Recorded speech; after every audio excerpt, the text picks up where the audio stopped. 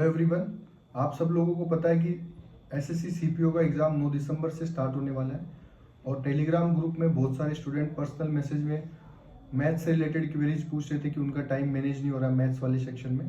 तो इस बार सीपीओ में पैटर्न चेंज हुआ है, हर सेक्शन को 30 मिनट दिया है। तो उसमें होगा क्या, आप इंग्लिश, रीजनिंग और जीके में तो टाइम मैनेज हो जाएगा, बट मैथ्स में 30 मिनट में 50 क्वेश्चन करना थोड़ा सा हार्ड हो जाता है एक एवरेज स्टूडेंट के लिए।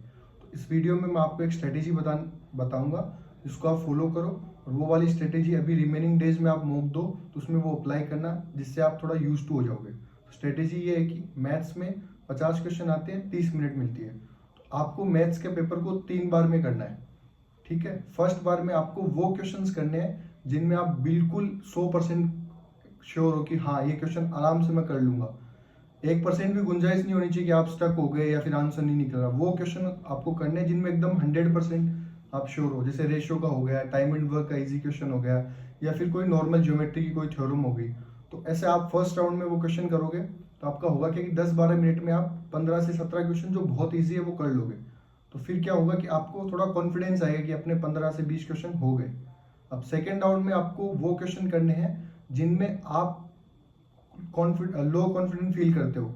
वो हर स्टूडेंट का अलग अलग चैप्टर्स होते हैं, किसी के ज्योमेट्री वीक होती है, किसी की ट्रिग्नो वीक होती है, किसी का इंस्टॉलमेंट वीक होता है, तो वो आपको पता है। तो आपको फर्स्ट राउंड में इन क्वेश्चंस को टच ही नहीं करना है, देखना ही नहीं है, भले वो कितना भी इजी क्वेश्चन हो।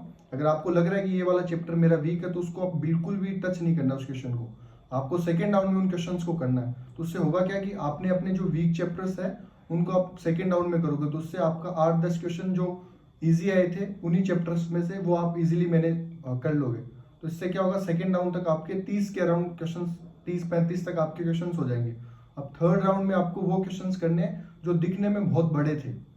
समझ लो कि एक क्वेश्चन है इलेक्शन का, वो दिखने में बहुत बड़ा था, वो इजी है हार्ड है वो बात की बात है, बट अगर वो दिखने पढ़ने में ही बड़ा क्वेश्चन है तो आपको फर्स्ट और सेकेंड राउंड में उसको स्किप करना है। तो थर्ड राउंड में आपको वो वाले क्वेश्चन करने हैं।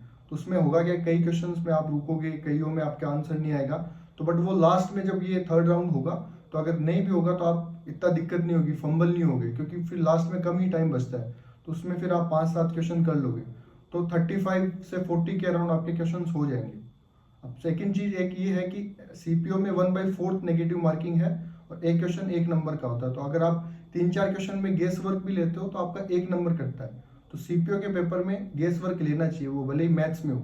आपको क्या करना है कि 3 से 4 क्वेश्चन आपको यूनिट डिजिट से या फिर मल्टीपल से ऐसे देखना है कि भाई ये क्वेश्चन यार मेरे से हो नहीं रहा, बट इस वाले क्वेश्चन में एक ऐसी डिजिट यूज हुई है जो 23 का मल्टीपल है, तो हो सकता है आंसर 23 का मल्टीपल हो। तो आपको 2-3 क्वेश्चन ऐसे भी मिलेंगे, तो आपको वो करना है, उसमें गेस वर्क लेना है। आपका सही हो जाएगा तो कोई दिक्कत नहीं है, और अगर गलत भी होता तो 1 नंबर जाएगा अगर आपके 4 क्वेश्चन गलत हुए तो ये वाली स्ट्रेटेजी आप अभी जो भी मॉक दोगे उनमें ये लगाना। आपको 3 राउंड में पेपर कंप्लीट करना है, ठीक है।